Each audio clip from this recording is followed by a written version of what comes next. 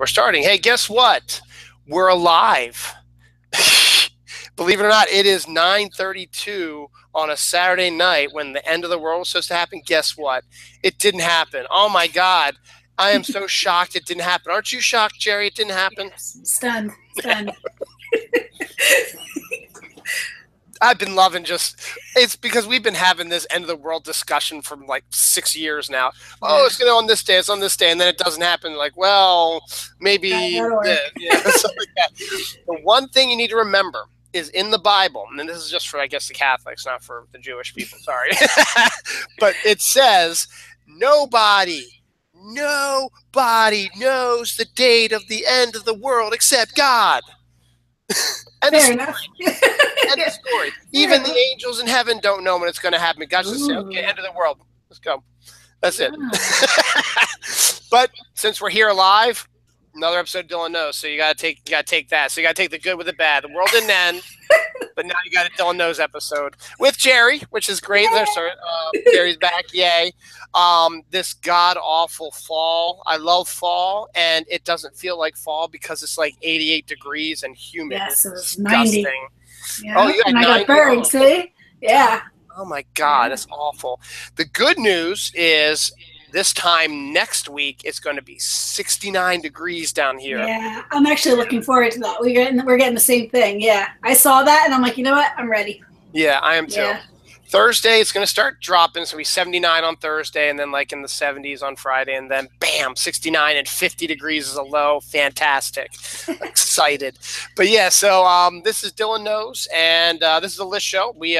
Geri and I pick a topic, and we do top 10, top 25, top 1, whatever it is, and we discuss it. This week is one that Geri's like, did we ever do this? And for the life of me, I was like, I don't know why we've never done this before, because we never have. It's the top 10 villains. Now, to be fair, Geri, I took most of my villains are from movies because that's just my thing. I can't wait to hear what your list is going to be, so it should be pretty cool. Good? Can you hear me? Yeah. Okay. Yeah. Mine is movies as well. Yes. Okay. Excellent. So, yeah. So there's some good stuff in here. So I guess that we should get started. As always, we like to do honorable mentions because sometimes it's hard doing these types of lists. So we always do an honorable mention. So, Geri, you said you had one. Let's hear what that one is. Yep. My honorable mention is a green woman, and she is the Wicked Witch of the West. Now, the reason why I made her an honorable mention and she didn't get put in our list is because for years and years and years and years, she's gotten the bad rep, Wicked Witch, her sister got killed, she wants to get Dorothy, blah, blah, blah, until a little story came out called Wicked. The other side of the story. So is she a villain or is she a villain?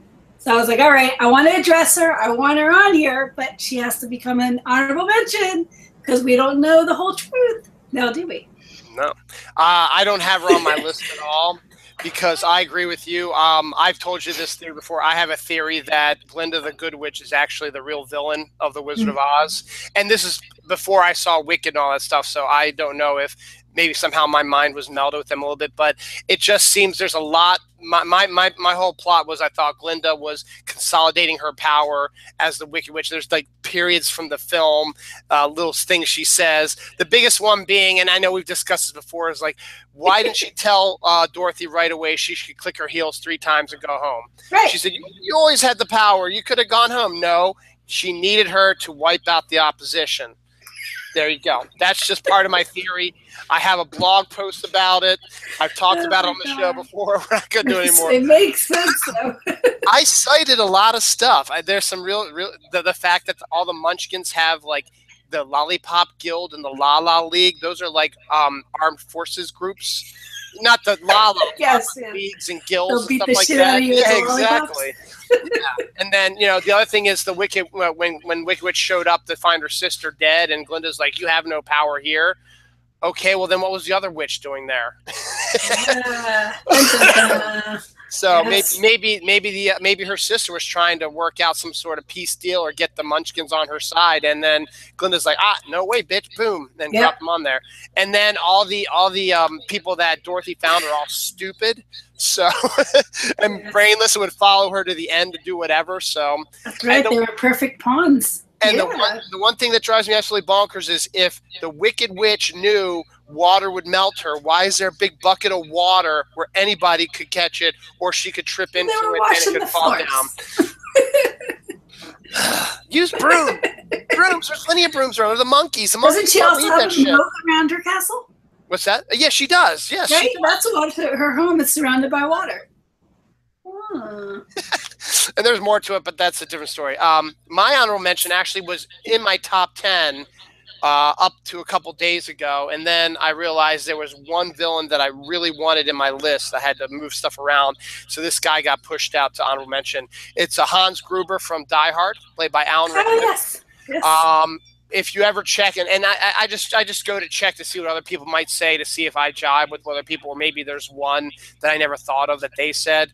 But Hans Gruber's on every list I've ever seen of top villains, and I guess it's because of the way Alan Rickman plays him and the plan he has where you think he's doing one thing, like going to hold people for ransom or whatever, and in the end he's actually got a plan in place that he's holding them hostage because he knows the FBI are going to come. They're going to shut down the power as a tactical, way to get them to sweat it out, and that's exactly what they want to do, so they can get in and get to the actual thing they're there for, which is money, and that's the whole point. And then when Die Hard's like, you blew up the building because you're the thief, and just the action and just the malice and the gloop that comes out of his mouth, it's just that Alan Rickman-esque snidey type of comments that he does, and he's so cool, but he's also a bad guy. And on top of that, I forgot about him also.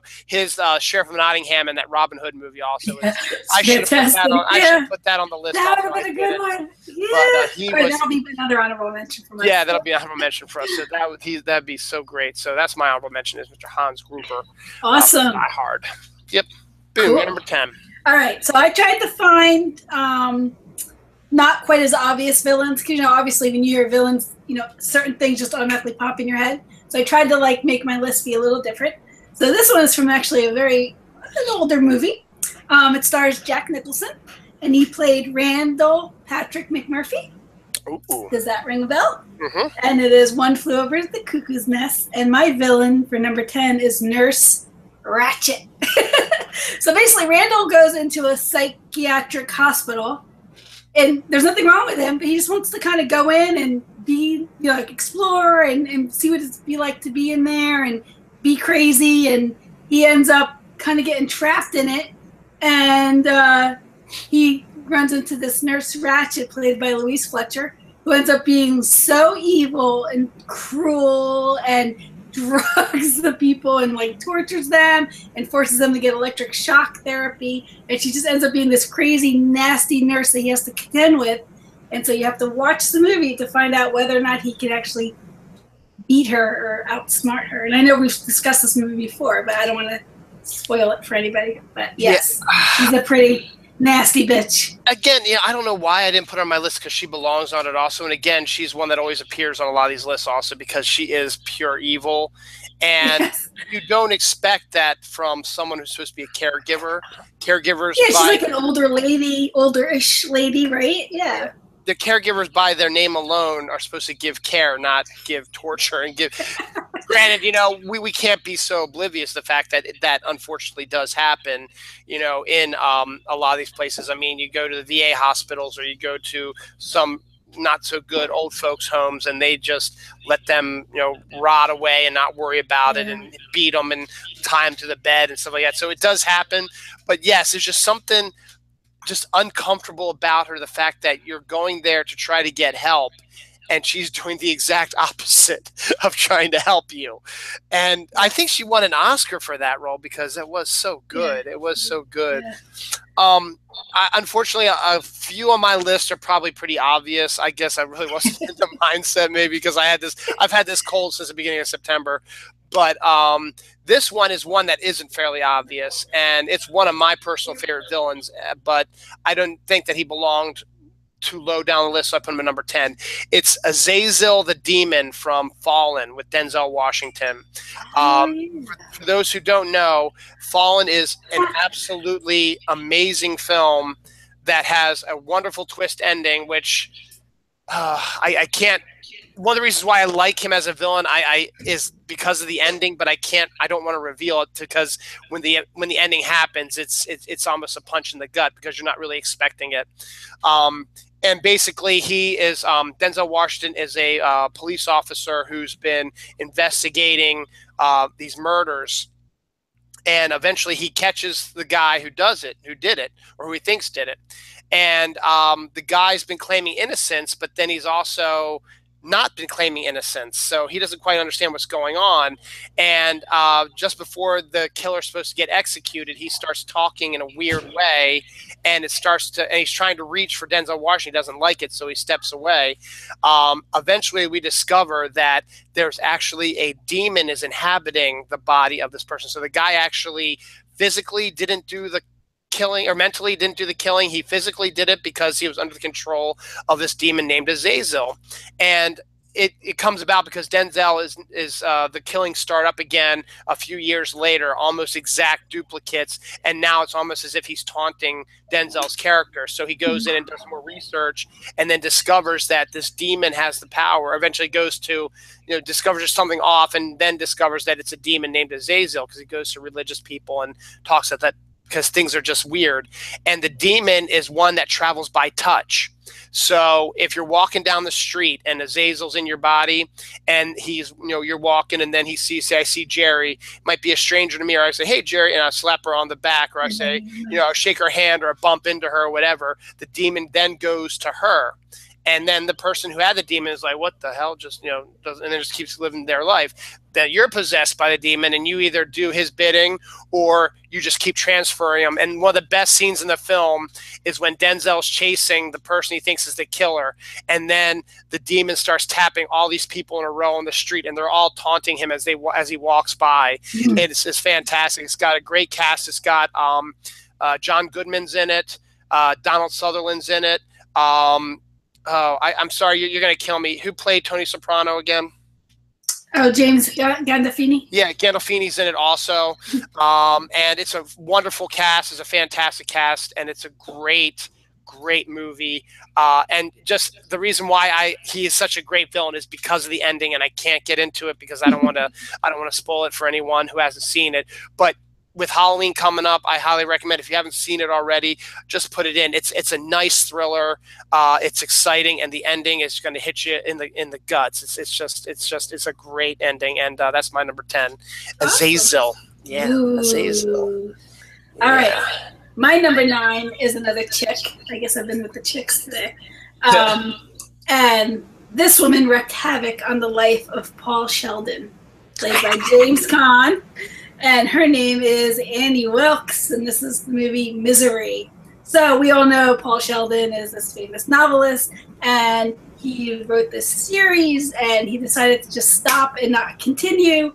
One day he's driving, and he gets into a car accident, like out in like the mountains in the snow or whatever, and this chick saves him, brings him back to her remote cabin, and is nursing him to health, and says, hey, I'm your biggest fan, and I want you to write the next book, the next part of the story.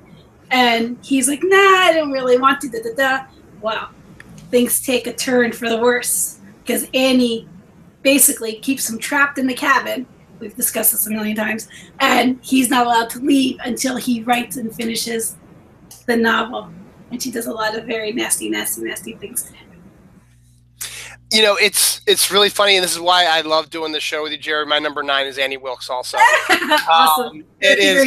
You can continue, yep. Exactly. No, it's just, it's you hit everything basically on the head. And again, Nurse Ratched and Annie Wilkes, Kathy Bates both won the Oscar. I think at least both were. Yeah, I think definitely. they both won the Oscars for that. So I guess if you want to win an Oscar in Hollywood, you need to play a badass villain, you know, for your female. But yeah, Annie Wilkes it's every celebrity's worst nightmare. I mean, you know, famous writers, whatever. And I think that's what Stephen King was writing. It was like a fear he had was that what if this happens? I get trapped by this obsessive fan and no one knows where I am, you know, and can't find me. And you have no way of escaping. And the only way you can save yourself is to save yourself. And it's just James Caan does a fantastic job in the role. Kathy Bates, of course, is amazing. And that's basically it's a two-person production. I mean, there's the sheriff comes in once or twice, and that's about it. But it's mostly the interaction between James Caan and Kathy Bates. And if you don't have two actors of their magnitude in this role, it would seem sort of like a silly, derivative, stupid, horrific, dumb thriller. But they do it just right. And then definitely directed by Rob Reiner, who did a lot of good early stuff. His later stuff has been kind of shaky, but he early on in his career, he was a fantastic director. And it's got everything you need. It's got the atmosphere. It's got, you know, the snow. It's like almost as a whiteout. So the room is constantly like there's no scenery. You can't see anything because of all the snow. And the fact that Kathy Bates is so horrific, but is also so girly at the same time, you know, and she's, you know, yippee, yippee, yeah, and doesn't like to curse, and it's kind of creepy, but she's very, it's wonderful. So yeah, Annie Wilkes is on my list also as my number 9 too. Awesome. So fantastic. All right. Well, my number 8, we switched from women to a god.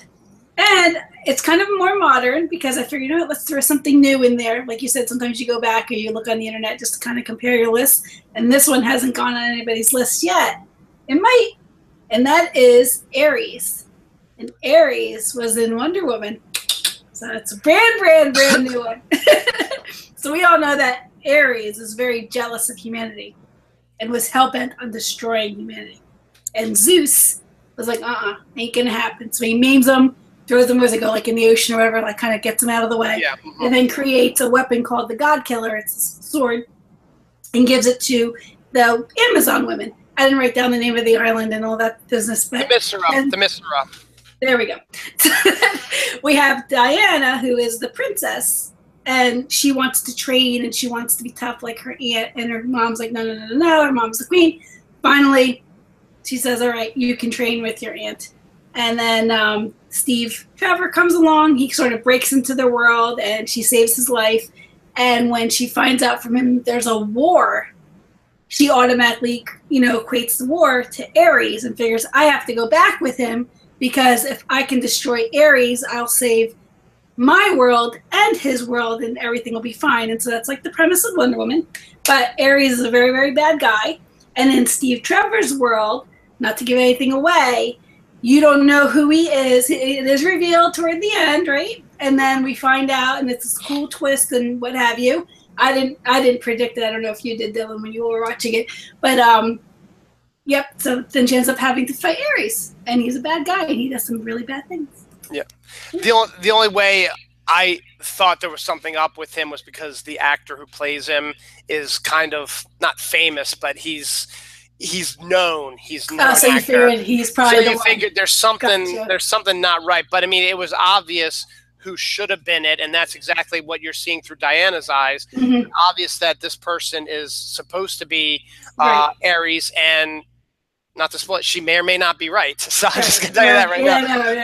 The thing with me is I found myself, and I don't know if it was just the way that Ares was portrayed in the movie, Mm-hmm. but I was sitting there saying, I don't want him to die. Well, but it's Chris Pine. So, yeah, I know. But I mean, I don't know. I'm not that. I meant Ares. I didn't want Ares to die. No. Ares versus Chris Pine. That's fine. Yes, yeah, okay, I got it. And but the thing, I didn't, because I think that having once Diana discovers her true history. I guess we probably say spoilers. I guess you should know if you've watched the Yeah. show before. We're going to tiptoe on the spoilers a little bit.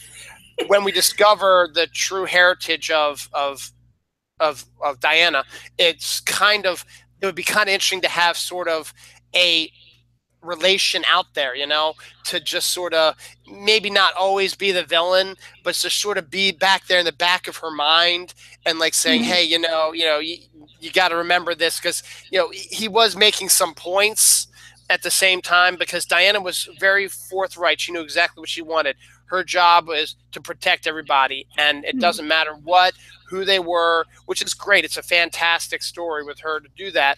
But we know in reality that that's not the case, and that's where Steve Trevor's viewpoint was. I mean, when we were talking with the group of guys that were hanging out with her, the Indian, you know, when he said that his whole family was, you know, wrecked or whatever like that, and she's like, who did that? And he said, they did that, and pointed over to Steve Trevor. So it's a balancing act, but it's an awesome movie. I loved Wonder Woman, and it's fresh in my memory because I watched it this week. It came out on DVD this week, so I watched it this week. So and so yeah, and Ares is a good choice because I like the idea of him being the first villain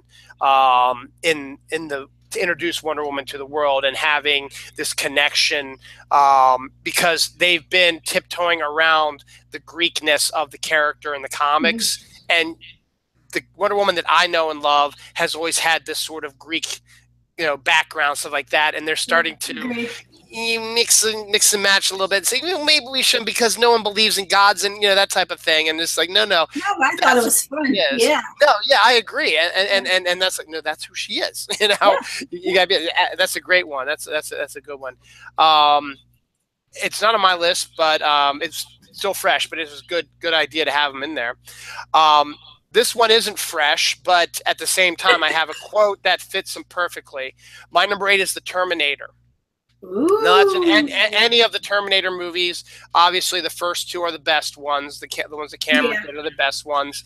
But what gets me most about why the Terminator is such a great villain is this line that Michael Biehn, the actor who played the Reese came in the first film, comes to tell Sarah Connor, it does not eat, it doesn't sleep, it will not stop until you are dead. It doesn't care about you or anything else about itself. It doesn't need to sleep. It doesn't need to do anything. Its only job is to come and kill you, and it will not stop until it's done. And that's the type of villain you're like, yeah, I don't want that person following me, because I'm human and I need to rest and I need to sleep and I need to worry about other people and stuff like that. But the Terminator's like, I don't care. I just need to kill you. Once I kill you, guess what? I'm moving on. And that's, the combination of the robotics and the artificial intelligence that does that. But that's what, in my eyes, makes it a great villain, is the fact that it will not stop. And it doesn't. The first Terminator, even after its arm's been torn off and it's been knocked around and stuff like that, it still keeps crawling after her. Yeah. And you don't know. It's like, he's going to keep going. I mean, he was right. He's going to keep going after you. And she just got lucky when she was in that press, and the press comes down and crushes the original Terminator. And then they got lucky in the second one with the liquid one, which is even scarier. Yeah, he was terrifying, because they're like, how do you defeat him? He just turns liquid and changes form. Yeah, you can't punch him. You can't shoot him. He just goes. Yeah. Like, that was a good one. I saw that in the theater. So that's my. It was a long time ago. It was, 1992. So time ago. All right, that was the second one. No, or 91, 92, whatever. So that was my number 8. Your number 7. Number 7. So mine, I had another little twisty thing. This movie is, I guess it's not really historical fiction because it's based on time in history, but it's sort of like an alternative world version. Okay. And it's Quentin, which I know you don't like Quentin, but it's Inglourious Bastards. And the bad guy is Hans Landa, played by Christopher Waltz, who he also won an Oscar for this role. So in Inglourious Bastards, it's like, alternate world. Let's pretend that, we're going to get a group of, what do you want to call them? Brad Pitt's group. Just a group of soldiers together to go to Germany, or in this case, go to France, because that's where they know that Hitler and crew are going to be, and assassinate them all. And just kind of end all this nonsense with the war and everything that went on in World War II. So you kind of have to, be, allow for that, allow for the pretend.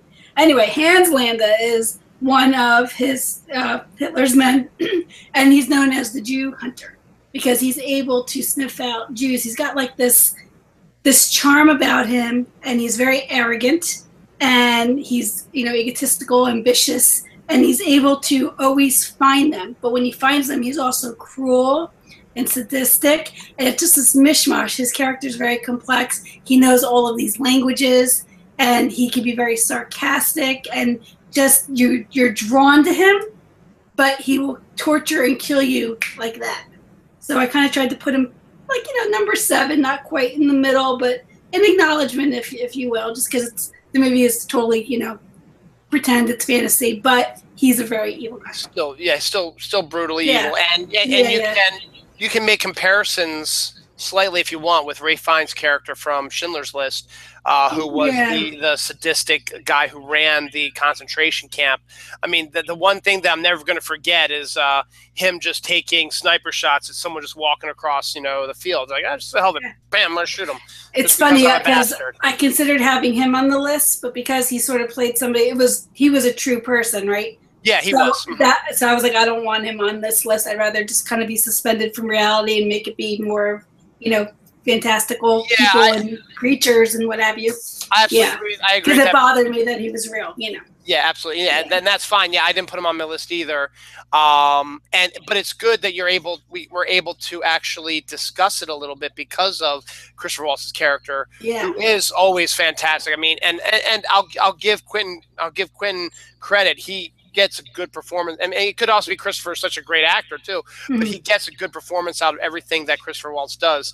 So, and that's what's built up his career, has helped him build up his career because he's played these complex characters. And I'll give Quentin the credit. He knows how to like build characters, stuff like that. It's just I know. Yeah. I know. I was like, I'm going to put him on and you have to hear about it. But it's you need to have some sort of Nazi on here because Nazis are the worst absolute people, and unfortunately, we're living in a time where not so much anymore, right? Which is very disturbing to me, anyway. But it's fall, all right, and that means Halloween's coming, and that means my number 7 is going to be all over the place in October. His name is Michael Myers, and he's coming for you. Michael Myers is my number 7. I've talked about Halloween a million times because it's my favorite Halloween movie I've ever seen. It's my favorite horror movie of all time also. I'll even go so far as to say that. And again, what makes him a great villain is similar to the Terminator. He doesn't stop either. He does. He's relentless. Yeah. He does eat, because I mean, there's that one scene where he captured a dog and ate it. But the majority of the time is, just like any, and to be honest, he's like the first one of these types of characters. I mean, he was before Freddy Krueger. He was before Jason. He was before, Chainsaw Massacre was before him, but still, Leatherface was before him, but still, it was still kind of a different thing because with the Chainsaw Massacre, you didn't really affect him that much. Whereas with Michael Myers, you got your hits in. I mean, Jamie Lee Curtis's character hits him with, a wire hanger and gets him with knitting needles, and he gets, all kinds of stuff happens to him. He gets shot, falls out of a 3 to 5 story building onto the ground, and is still alive, after everything he does, because what Carpenter, I think, was trying to create with Michael Myers is he is the true embodiment of evil, and you can't stop evil no matter how good you are. And you can stop it a little bit because Jamie Lee Curtis's character was the ultimate good girl, and she was the only one who survived, because let's face it, the other 2 women who died were promiscuous, loud, abrasive women to be fine. I mean, that's the characters were. That's who they were. That's just what they were. I mean, and it's one of the I hate to say funniest, but one of the weirdest death scenes is the blonde's death scene after she's had sex, and it's just so weird. Sorry. But then when you get to the second one, the second Halloween, it continues storyline basically and he is relentless again. He wants to kill Jamie Lee Curtis's character now. And so Jamie Lee Curtis is now in the hospital suffering from the wounds that she's had and just the terror and the PTSD and stuff like that. And she ends up being alone in basically a hospital where Michael Myers pretty much killed everybody and has to take him on again in a weakened state. And guess what? She still succeeds because she is, like, you could say she's the embodiment of good and he was the embodiment of evil. So that's my number 7. Michael Myers, the guy who started the slow walking serial killer, which always drew me crazy also, is like, if you want to kill somebody, run real fast. You know, they're running away as fast as you can. And they always catch up. They always catch up. He doesn't want to, get too worn out, I guess. Yeah, that mask is a little, it's plastic and leather and shit, and it's just like, oh god, this is disgusting. He's got a mask on, Mike. Yeah. Got a stink in there too. Oh yeah. All right.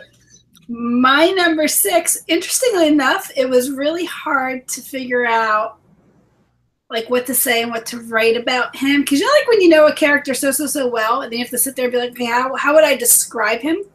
And you're like, sort of like, okay, what do I do here? How do I say this? So I'll go by the name that most people know him by, or at least in his world he's known by, and that is He Who Must Not Be Named. And, he grew up, he was born Tom Riddle, and he became Voldemort, Lord Voldemort. And it was very funny because I'm sitting there, I'm like, okay, well, what do I want to say about Voldemort? We know he's the span of all the books. We know he wants to kill Harry Potter.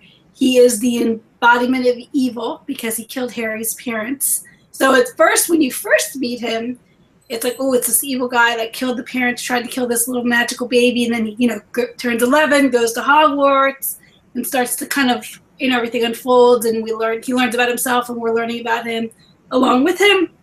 But then we come to realize, or we find out as the books progress, that him and Harry have this connection, and that's why he wants to kill him, because he needs him. But then it breaks up into, like, he's in all the little, what are they called, where he breaks himself up into Horcruxes. Yeah. Horcruxes. Like, there's just so much to say about him that it's like, okay, if I just say Voldemort, everyone knows he's evil. So anyway, he's on my list. He's definitely a villain.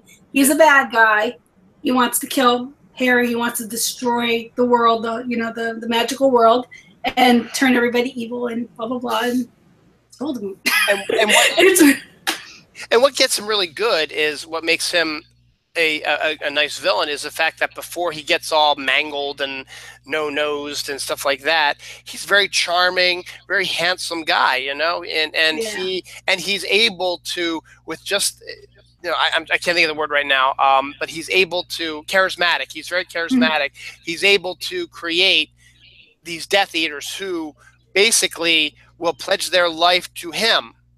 And they think he's their friend. Yeah, and he thinks they're his friend. Even though we know his character. He doesn't look at them as friends. They're more of associates. But the way he talks to them, the way his presence is around them, it makes them want to do anything they want, or anything they can to appease him. And so it makes him a lot easier to say, do that, kill them, torture them, do this, steal that, and that's interesting when he comes back. In book 5, well, in book 4 he comes back, but he's sort of in the background in book 5 until the very end. And then once he's revealed to the world, the beginning of book 6 is so dark because they pretty much look like they are getting back to where they were 10, 12, 15 years earlier, when the bad guys were basically ruling. I mean, it was a dark time for London. It was just this small, group of people, these rebels, as it were, who were trying to stop these Death Eaters and Voldemort. And he was just, so powerful and so connected and stuff like that, that it got really scary. And then this weird thing happens and he disappears, and then everything seems to be fine for a while, and then when he comes back it looks like history is repeating itself. But then there are some slight changes, because the problem with Voldemort is before Harry, his main focus was to take over the world and do stuff, and that was a lot easier than I got to kill this kid. And Right. the way I want to do that is I got to, I have to do all these different things, but there's just too much protection around him. There's something about him that I just can't figure out. And he becomes too narrow-minded and obsessed with Harry that if he wouldn't have been that way, he could have probably won. And that's the thing. And then that's what scares the hell out of you if you think about it a little bit.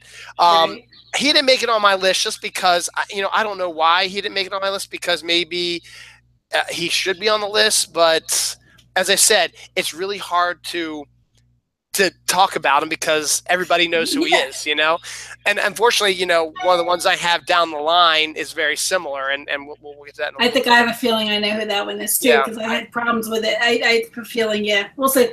We'll see. But no, that is an absolute brilliant one. But that leads me to my number 6, which is a Shakespearean villain. Ooh, think of that. The one. I've always wanted to play this character in a play before because he is so evil.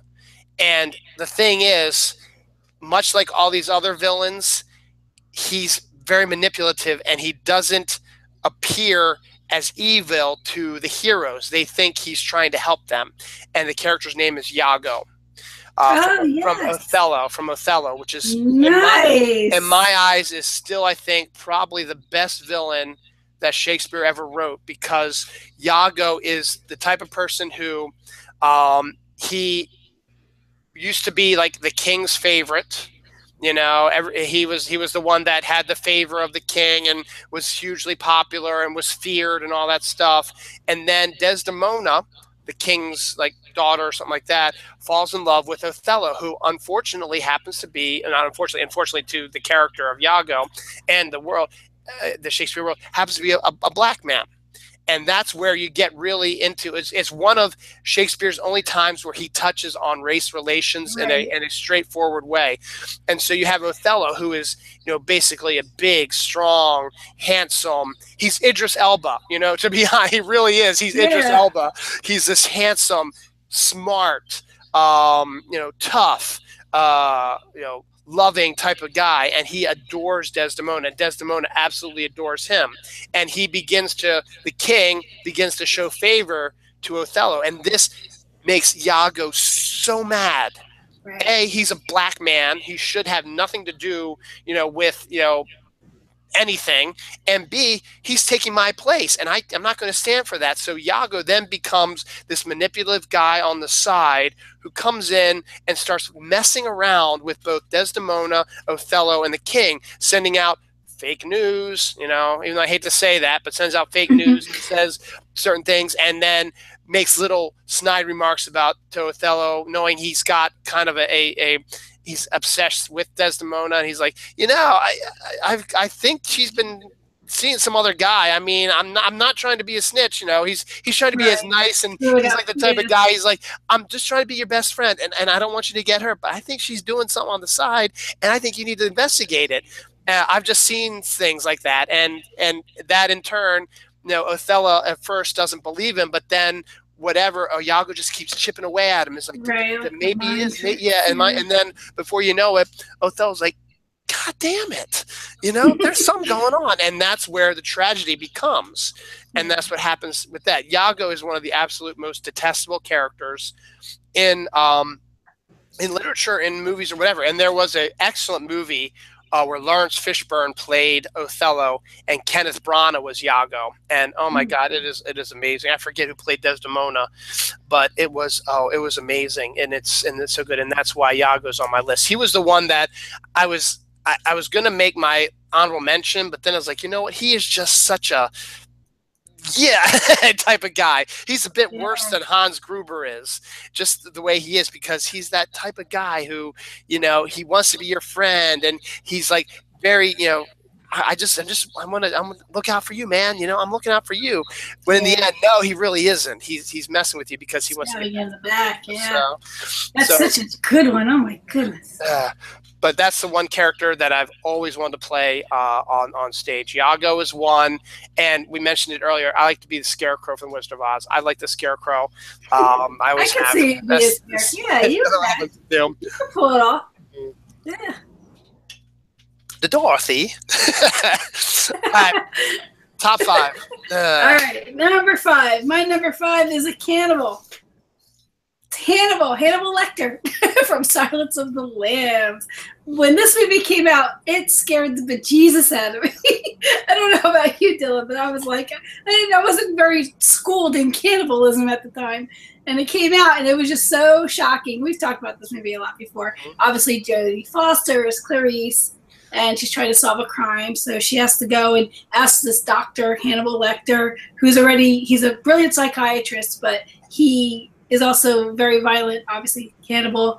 He has committed murder, and he's in prison for life. So she has to go and see him in jail, and he's like all tied up with the mask and this and that and under the bars because he's extremely dangerous. And she has to get info from him because she has to understand how he thinks so she could find the killer for this case that she's working on.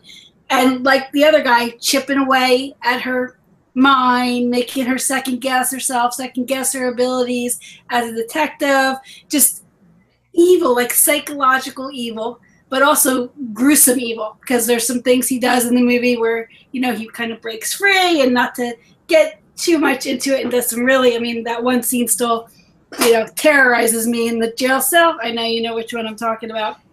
But such a really cool, evil, nasty villain, just because his mind is so brilliant. Sometimes when your mind is that brilliant, it makes you terrifying. So he's right there at number 5. Yeah, I have him higher on my list.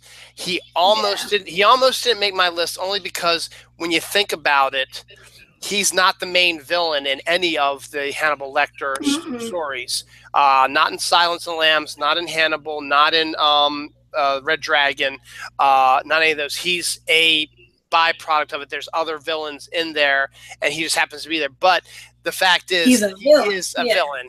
He is a villain. And as you said, he is the absolute worst type of villain because he's hugely intelligent. And another reason why he's helping Clarice out is because he knows that he might be able to get moved to a lesser security, and that'll give him a chance to get out, which is what ends up happening. And yeah, that's that. I think that one scene, it took me forever to actually go see it in the movie theater because of that one scene. I'd heard about it. Oh, you had heard about it? Oh. Yeah, you'd seen the sequence in the trailer where it doesn't happen, but the guy's like screaming and Hannibal's like, "Rah!" You know. And I'm just thinking of like the aftermath, you know. Yeah, exactly. Oh. And I was like, you know what? I don't know if I want to see that. But then I was like, you know what? Everybody's talking about how great it is, stuff like that. I got to go see it. So I did see it, and yeah, I might have. Lucky you had the heads up. Imagine when you didn't have the heads up. Hey. There you go. Yeah. And then it's like, and again, it's like one of the last films that has won Best Actor, Best Actress, Best Picture, and Best Director. You know, that doesn't really happen as much anymore. It's there because there's so many other movies out there, but that was like the last one that did it. And again, you know, he won the Oscar for the role, and Jodie Foster won the Oscar for her role also. Yeah. So you get, you know, it's just one of those great things, and it is. And to be honest, Hannibal's terrible. It's not great, and it's a bad story. But Red Dragon was. I don't know if I ever saw it, to be honest with you.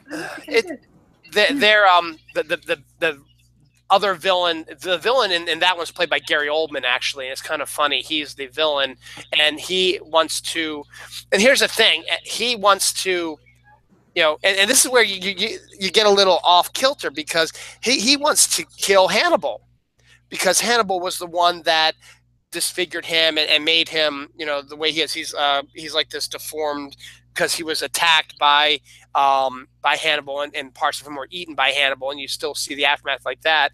So he wants to get his revenge on Hannibal, so he sets up this plan in motion using Clarice, who's played by Julianne Moore this time because Jodie Foster didn't want to do the sequel. and it's just it's not as good because it doesn't have because the rest of the film of Silence of the Lambs is a major thriller. I mean, it's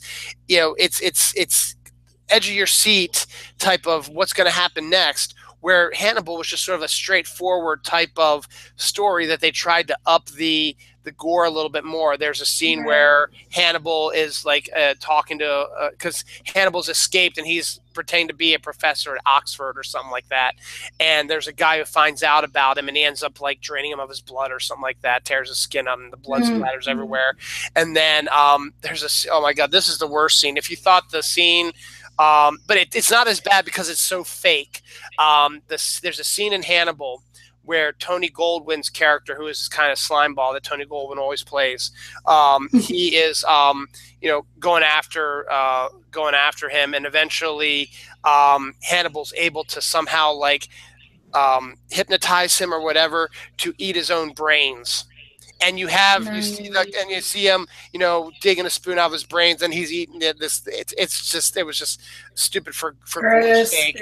And then when they did Red Dragon with Ray Fiennes and Ed and the guy from Fight Club, who's local. I should know. Norton. Yeah, Edward Norton. I should know because he's from Columbia down the street. So Edward Norton's in it also, but in Red Dragon, Hannibal plays a much smaller role, but he's a lot more of an asshole, more of a villain because he had just got caught, and the guy who caught him was Edward Norton's character, and so Edward Norton is the first one to go in to talk to him about finding another serial killer, and obviously Hannibal's pissed off at him, but he ends up helping him. But at the same time, he's helping the serial killer say, hey, this guy's looking for you. This is where he lives. Go attack his family. That type of thing. Double. Yeah, exactly. Kind of thing.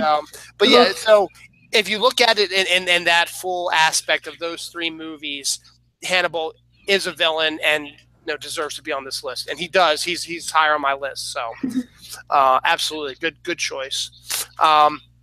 My number 5 is one I touched on just briefly, is Freddy Krueger, Nightmare on Elm Street, only because of the fact that he's a villain that has, a really good villain idea where he enters your dreams.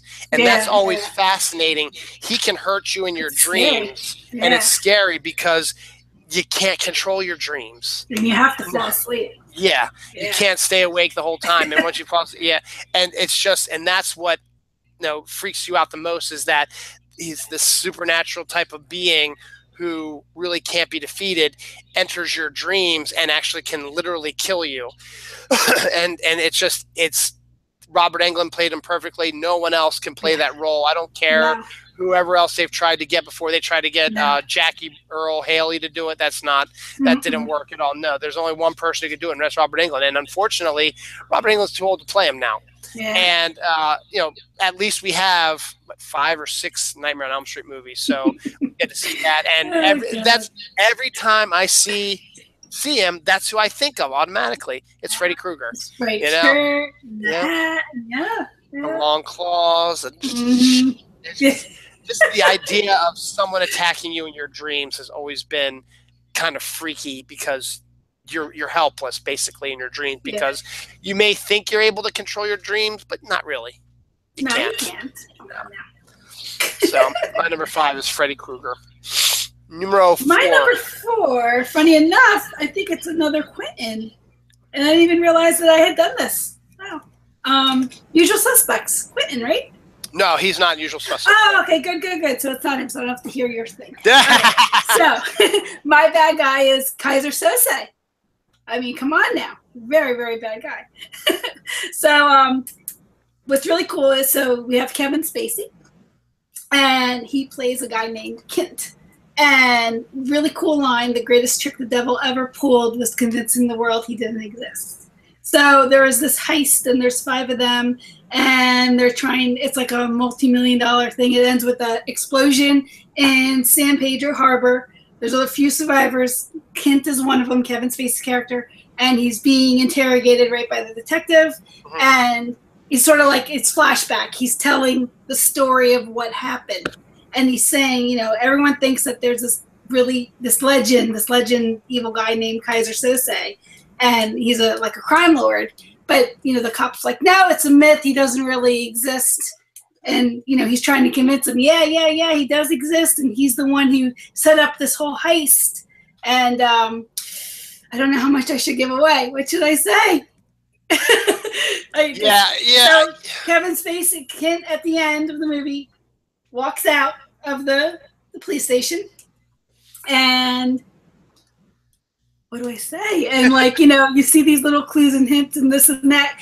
Basically, as he's telling the story, at the end of the movie, the camera pans to various things in the room that sort of are in cahoots with the story, whether it's the name of a street or a person or this or that, something written on a mug or something on a map, and it sort of puzzles the whole story together. So you have to wonder, wait a second, who was this Kent character? How about we go with this? Best I can do. Like, yeah. He knows a little bit more about what happened than he's letting on, and we'll leave it at that. Yeah. And again, it's a great movie. And again, this is why I love you, because my number 4 is Kaiser also. Oh, get out of here! Wow. No, really, it is, and nice. I love this movie so much. And and I'm not being some sort of jerk or whatever, but I got the connection of the twist literally like a second right before they revealed the twist. I was like, wait, whoa. I don't know what it was. It was just when they started moving the camera, I was like, wait a second. And then I was like, oh. Yeah. And but then I started walking. That's really cool. That's the great part. I love that too. Yeah. And when he pulls out the really nice lighter, and he has that, you know, he's got the little hand, and then and he's got this nice lighter. It's like, how the hell can he get his lighter to light if he's got this little hand thing going on? But I started thinking about it again, and then when you watch it again, knowing what happened, it's a lot more obvious about what's going on, because you know. Funny, I love when movies are like that. Because Verbal starts talking about these little bombos. Like when I used to press beans in Guatemala, or there's a guy that was orca fat, or there was, you know, when I was in a barbershop quartet. It's like, who the hell's in a barbershop quartet? Right. You know?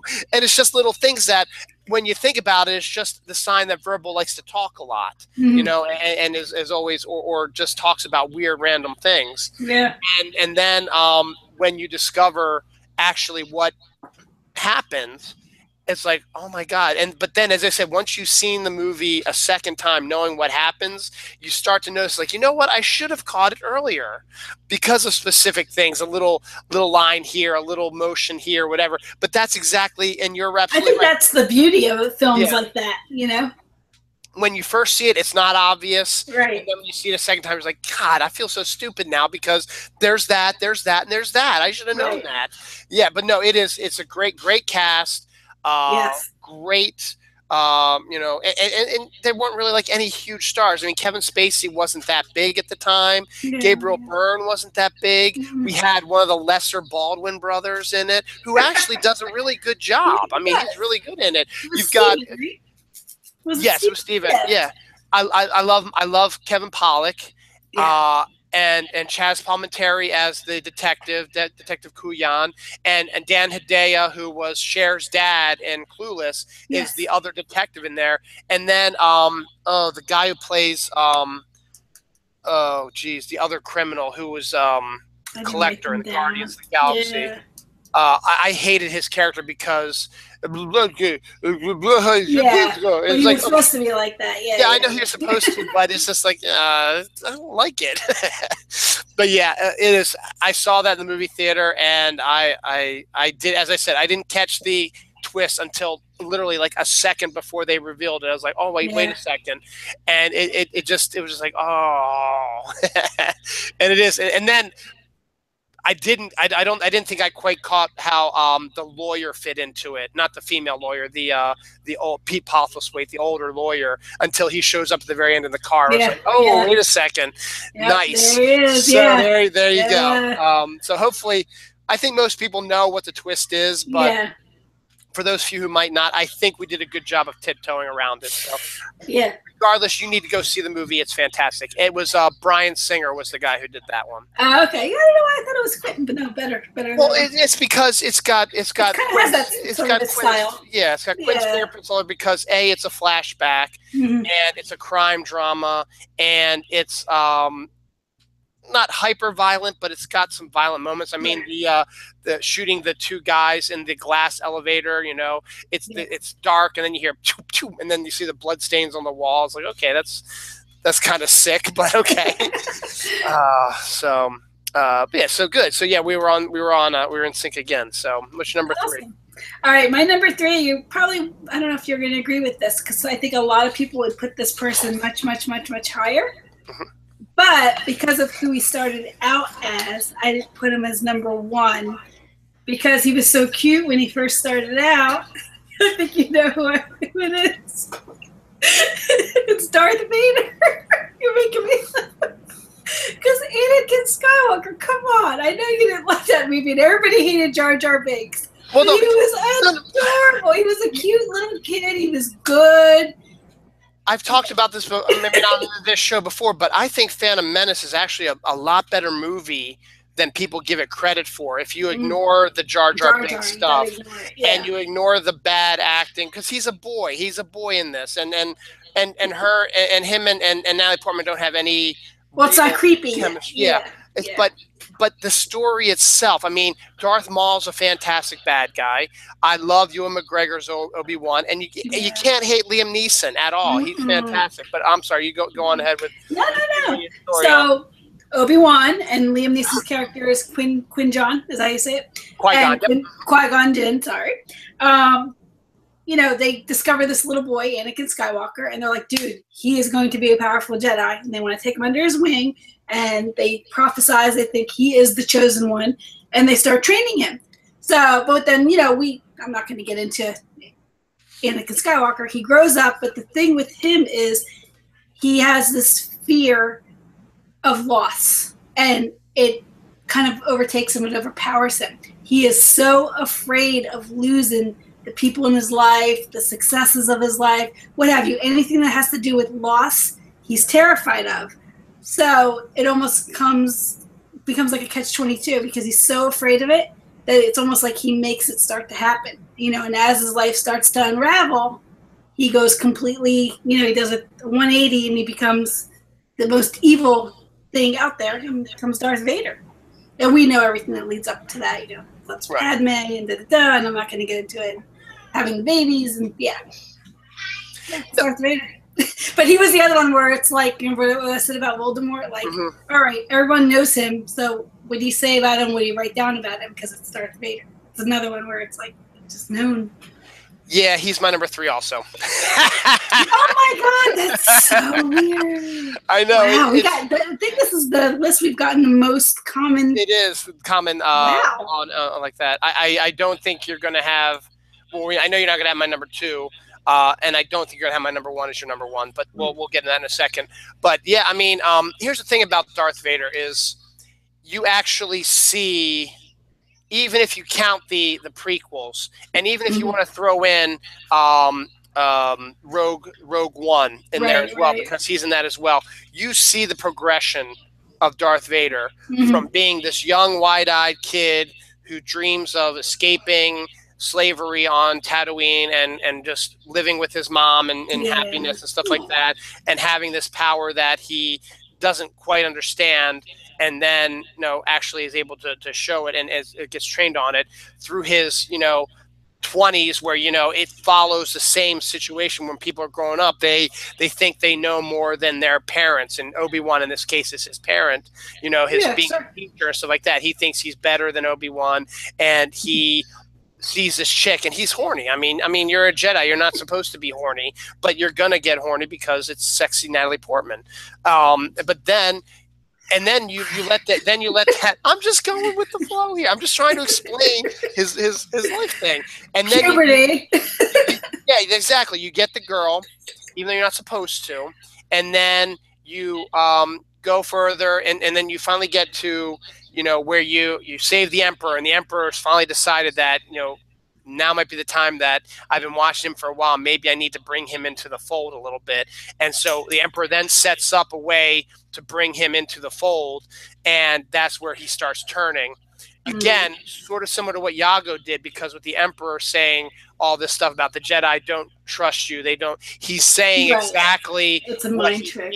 Yeah, he fears all this stuff's happening. That there's a way, he knows that he fears death. It's like there's a way to conquer death. You just have to be a Sith Lord, and this is why, And that gets his wheels turning, and then he turns into Darth Vader, kills the youngling, the little kids, yeah, and then gets into the fight with Obi-Wan, and Obi-Wan, unloads on him, which he absolutely has every right to, because, of everything that happened. All the Jedis have been wiped out because of him, kind of.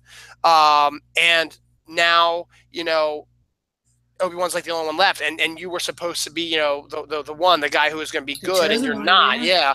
So I'm okay with him, cutting all of his arms and legs off and throwing him and leaving him for dead, stuff like that. I'm okay with that, because he deserved it. And then, of course, Emperor comes in, brings him into Darth Vader, and then you get into Rogue One, where he's a bastard. I mean, he's just killing people left and right. He's vicious. He's hell-bent on getting those plans, And then you go into the original Star Wars, and he's still kicking ass and taking names. And then Empire's where he reaches the pinnacle of his evilness. He kills 2 admirals in that one by choke force, and beats the living crap out of his son, who he's just revealed to be his dad, and he doesn't care. He's like, you're not going to join me? Well, I'm going to fucking kill you then.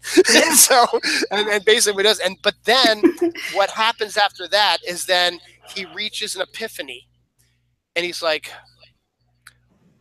Luke, he's starting to remember now, and you start seeing a kinder, gentler Darth in the third one, in Return of the Jedi. I mean, he looks like an egg when he takes his helmet off, right? Yeah, exactly. Like it is, but he's a lot. He's not as vicious. No, not as evil.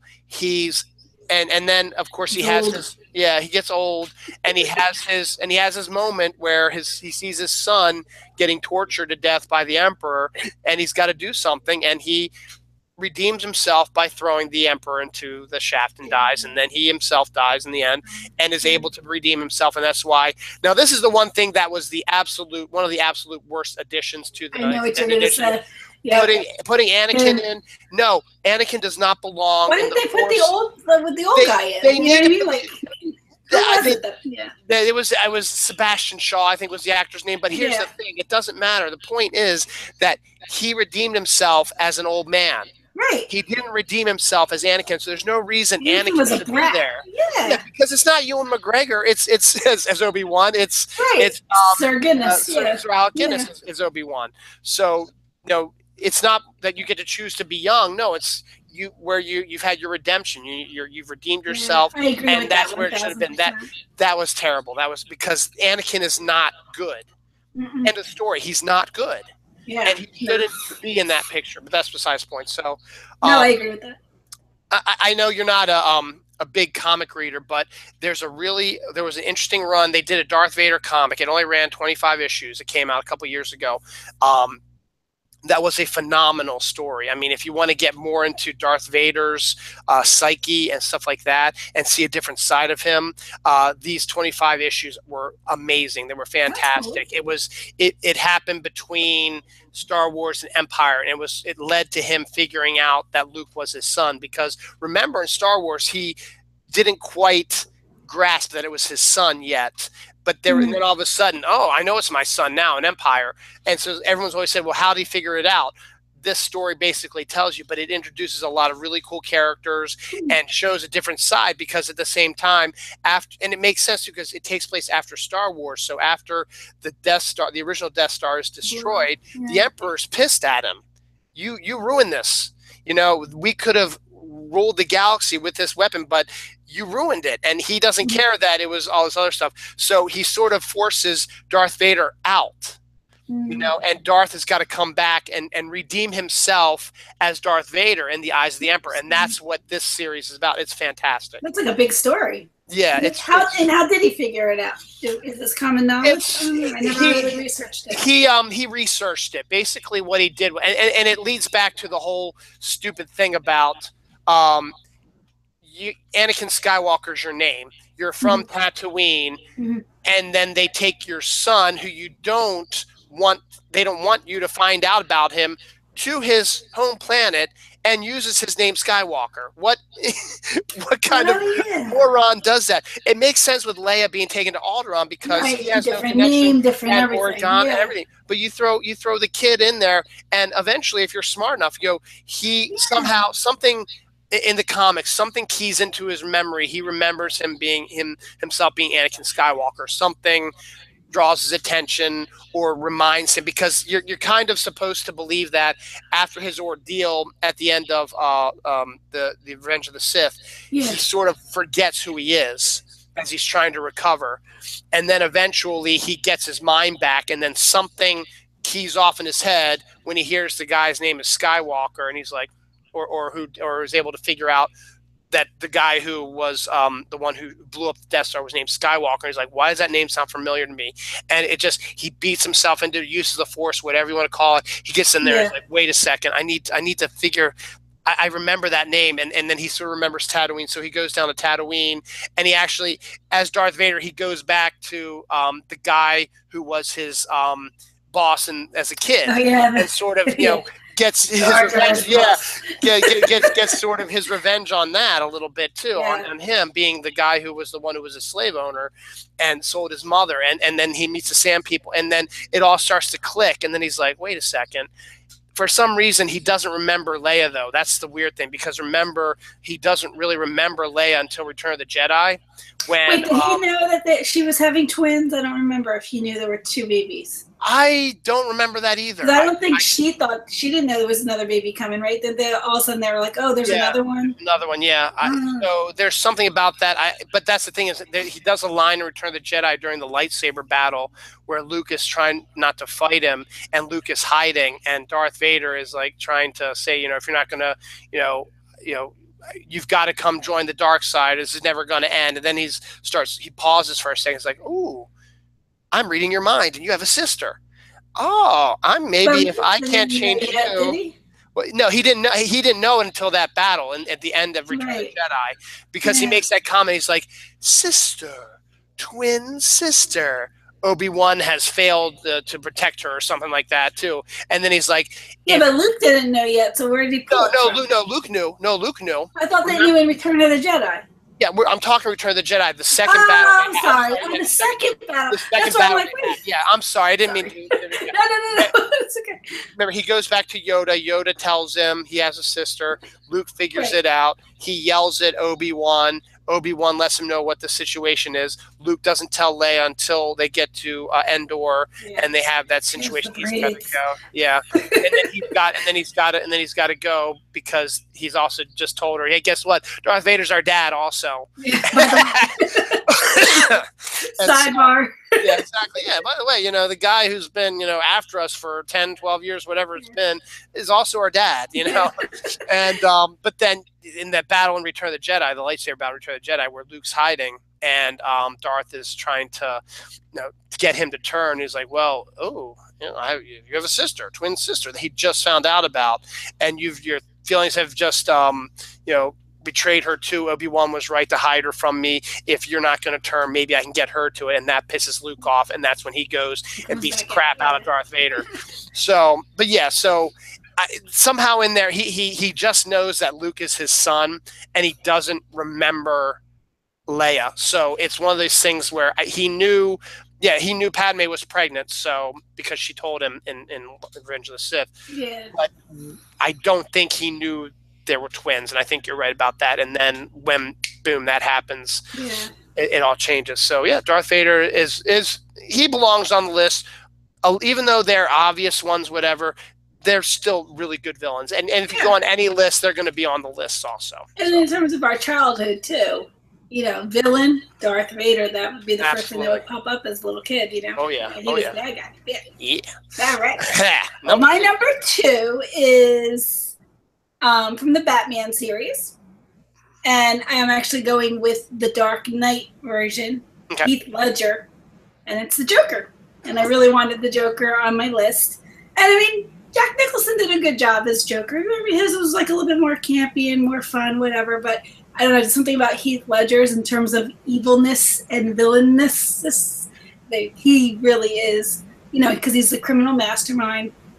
He goes back in, comes back to Gotham. I feel like I shouldn't even be talking about it because you're like the big, huge pro, especially when it comes to Batman and Gotham. And I have a feeling he's going to probably be your number one.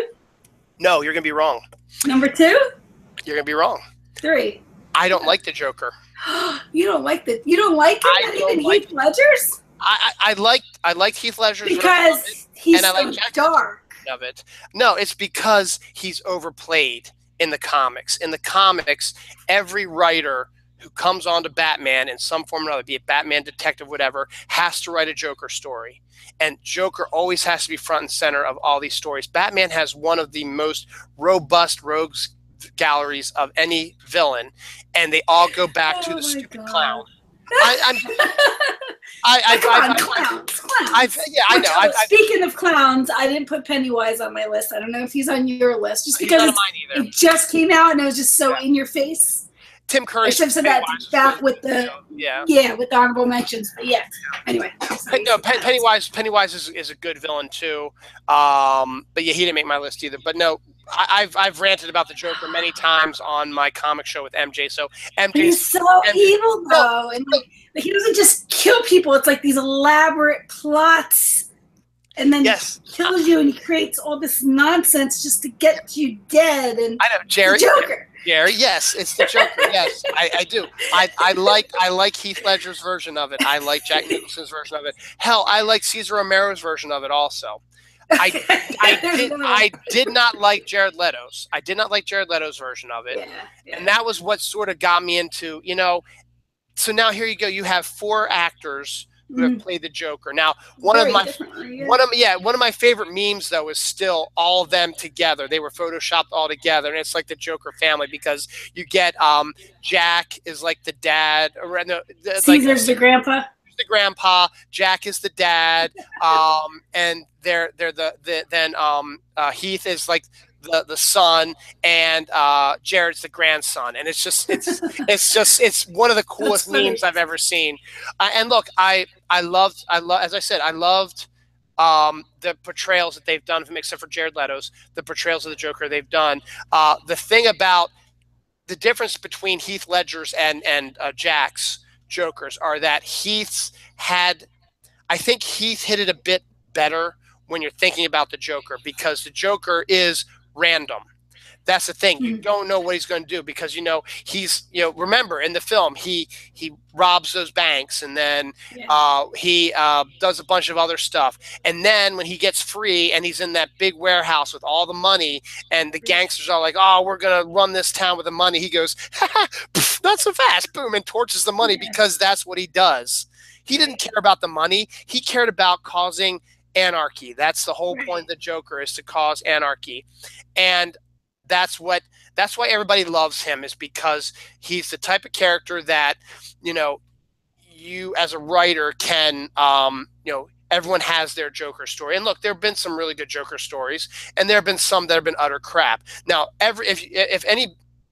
most comic fans, if you talk to them and say, what's your favorite Joker story? They're going to say The Killing Joke. And I hate The Killing Joke, only because the story is stupid. The artwork is beautiful. Artwork is absolutely stunning. It's by Brian Bolland, who's this really good British artist. But Alan Moore is this grumpy old bastard. And The Killing Joke basically has the Joker deciding to give Commissioner Gordon one bad day. So what he does is he ends up breaking into Commissioner Gordon's house where Barbara Gordon is. He shoots Barbara Gordon in the stomach, paralyzing her. They kidnap Commissioner Gordon. And now here's where it gets a little dicey, because some people believe, because there's the next scene after he leaves has the Joker in his Hawaiian shirt unbuttoning the clothes of Barbara Gordon. Now, and then it cuts to another scene. Now, what did he rape her? Well, that's the thing. It's not explicitly mentioned that he did, because what you see later on down the line is that he's trying to torture Commissioner Gordon. So what he does is he gets him into a funhouse ride completely naked and rides him down the funhouse ride, and on the walls are all these pictures of his daughter bleeding and naked. which is supposed to, that's the one thing you don't want to see. You don't want to see your daughter bleeding and naked, So that's where you're not really sure what the story is. Did he rape her? It's a possibility.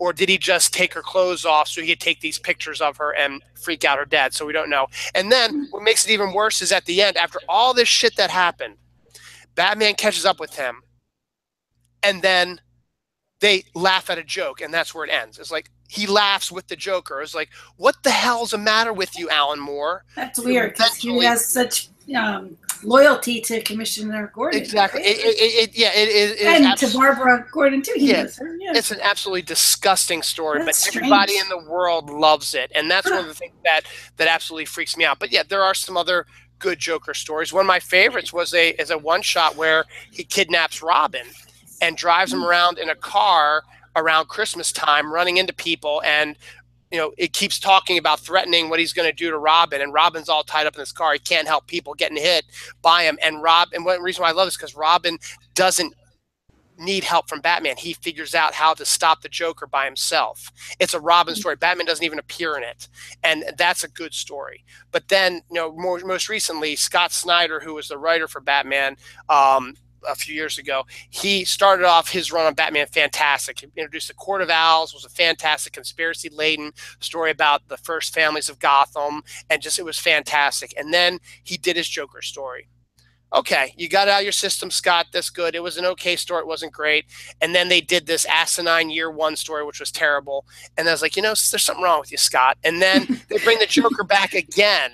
I was like, okay, I don't need to see now this. Now it's overkill. Yeah. And then it ends with Batman and Joker supposedly dying, and Commissioner Gordon takes over as Batman for a while. He introduces a new villain called Mr. Bloom, who's really cool. And then the final story arc has Batman and the Joker again. I was like, dude, seriously, there are other villains out there. Yeah. Yes, there are other villains out there besides Joker, and that's the main reason why. But I can respect that because from a comic book guy point of view, yeah, that is totally overkill. Whereas I'm more of like the movie world comic books, and I only have those 4 examples. Let's say exactly. And look, and look, as I said, I loved Heath Ledger's version of it. He deserved the Oscar he won. Again, another Oscar winner playing a villain. That's true. He won the Oscar for that, so he absolutely deserved that, I think. Did Kevin Spacey win it for Kaiser Soze? He got nominated. He didn't win, but he got nominated for it. So I don't think Kevin Spacey actually ever won an Oscar yet. I thought he did for American Beauty. Oh, he might have for American Beauty. Yes, that's right. I forgot about American Beauty.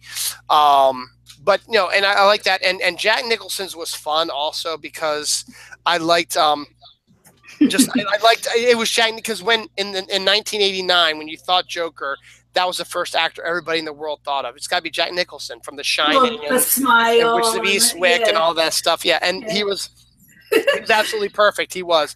And then Cesar Romero was literally, he was a clown. I mean, he wasn't the scary Joker. He was like a goofy Joker, like a Ronald McDonald type who just happened to be the best. I mean, this is a guy that surfed with Adam West Batman in a contest. It was like their battle was they had to have a surfing contest. It was 1966. You got to love that kind of stuff.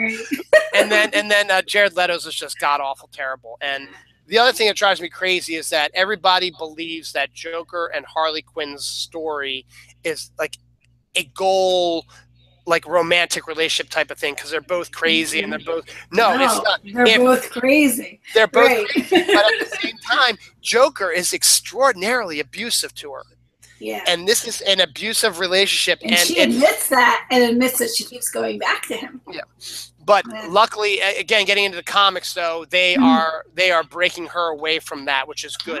They've got a good creative team on Harley Quinn's comics, and they are getting her into her own personality. And there isn't a time where she beat the crap out of a guy who was pretending to be the Joker, because she thought for a while that he was a real Joker, but then she beat the crap out of him. And then while she was doing it, it's like, wait a second, you're not him. And then she still beat the crap out of him, but it's still funny. But so yeah, we talked a lot about the Joker. My number 2 is we already discussed, it's Hannibal.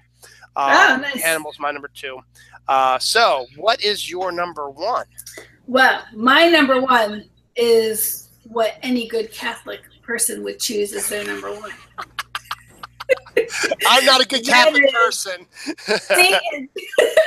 And when I say Satan, I go directly to 1973. I was born that year, so obviously I didn't see the movie that year, The Exorcist. And we've discussed this movie before because it scared the crap out of me. And I didn't sleep for months and months after I saw it, because if you're Catholic, the devil's going to come and he's going to possess you.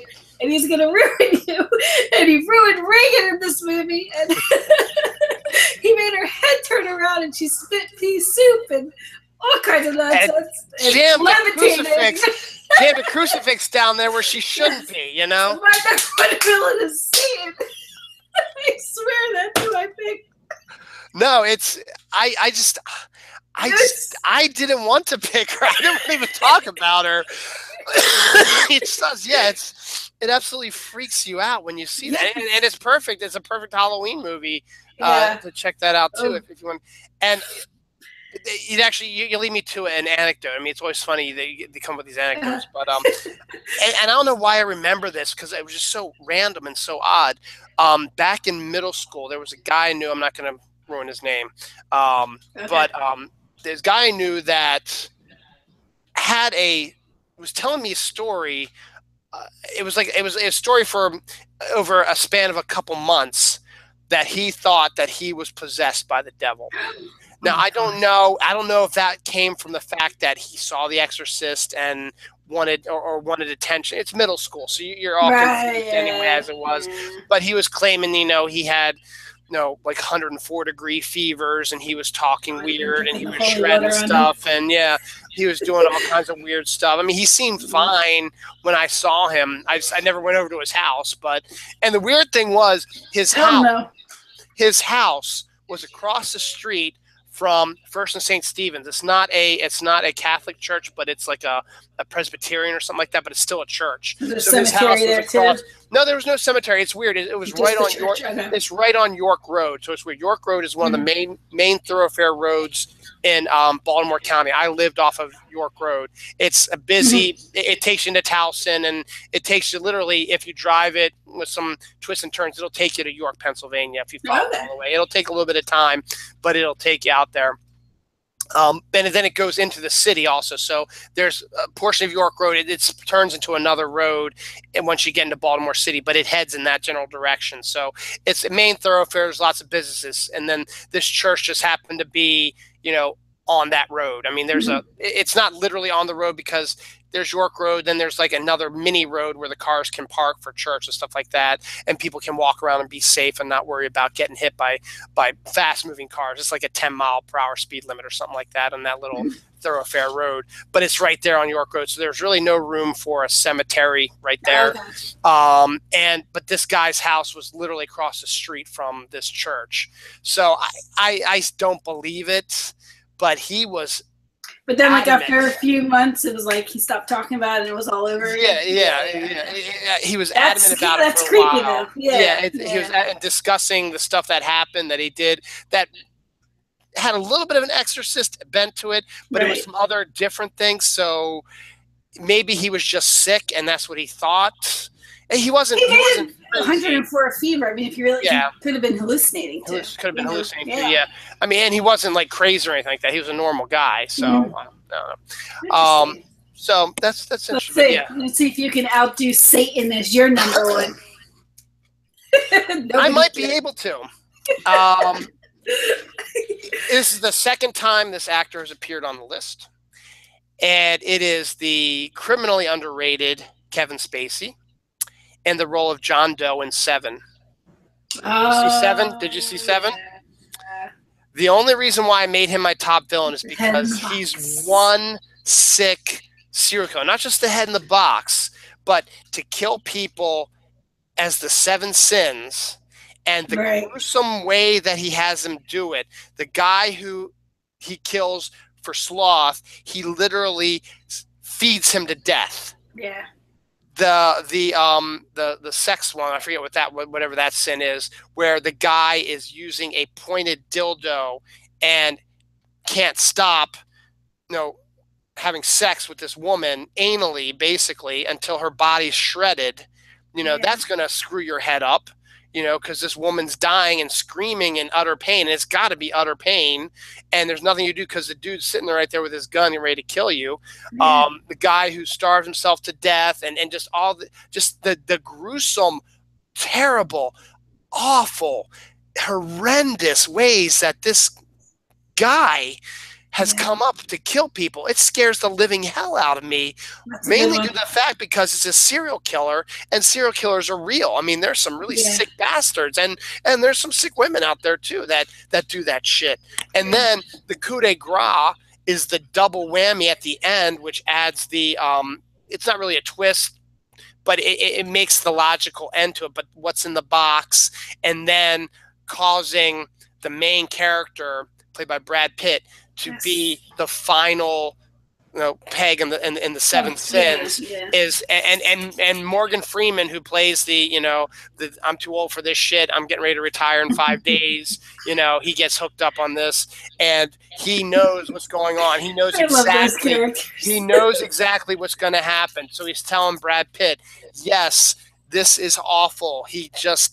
Yes, he did, and we know how terrible it is. But if you do what he wants you to do, right, you gotta break he wins. Yeah, he wins. Yeah. That's the end of the story. And it was just too much for Brad Pitt, which is the way it should have ended, because it's, you know, Brad Pitt's character. What happens to him? You know, you can't have, you know, it had to end that way. There was no way you could just say, no, I'm not going to do it. You know, you're not going to win, bad guy.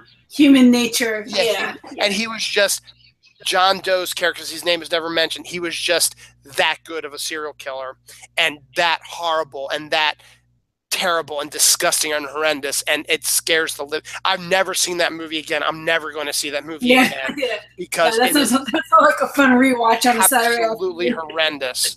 But I felt he belonged to be in the top there. I mean, and so does Reagan. Absolutely, she does. But but it's just and just thinking about it now just freaks me out enough. But so that's our list, and hey, three straight ons are really good. So, wow, that was cool. Good. Excellent. So it is now 11 o'clock. There's only an hour left in this day, and guess what? We're still alive. We still have an hour. Say fingers crossed. Yeah. But if you really want to be, you know, serious about it, guess what? It's tomorrow, basically everywhere else in the world except for America and South America. So, is Trump in Bedminster right now? Because now that he's 17 minutes from my house, whenever he's here, we have the military jets that fly overhead and friggin' shake our houses. So the military jets are shaking. We're flying over our neighborhood this morning. So is he there? I don't know. Actually, I don't know either. But I'm always assuming he's there. I haven't seen anybody say anything about where he is. Just all the stuff he's been saying today, just absolutely. Ugh. Yeah, because I was Alabama last night, so I was wondering if he probably flew. He's probably back up here. Yeah. Hey, we get 9:30 football tomorrow. The Ravens are playing in England, and so I'm very curious to see what happens with the NFL tomorrow. Not to get political during the show, but with the knees and nonsense, you know. Geri, when I do my solo show, I get totally political sometimes. It's okay.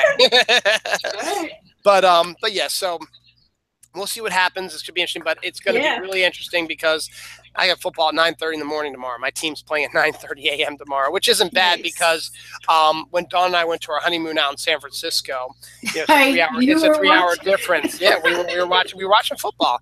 10 o'clock in the morning, we got out of bed. It's like, hey, what do you want to do? I don't really want to do anything. Let's turn the TV on. Oh, look, football. We just sat in bed and just watched football. And then we went out for a little bit. There was more football at 1 o'clock and then more football at 8 o'clock. And it was over by 9 o'clock at night. So because the 8 o'clock game goes to midnight, whatever. And we were like, okay, now what are we going to do? Oh, yeah, we're just going to have dinner and we'll do other stuff. Euphemism, yeah. You can think whatever you want. It was your honeymoon.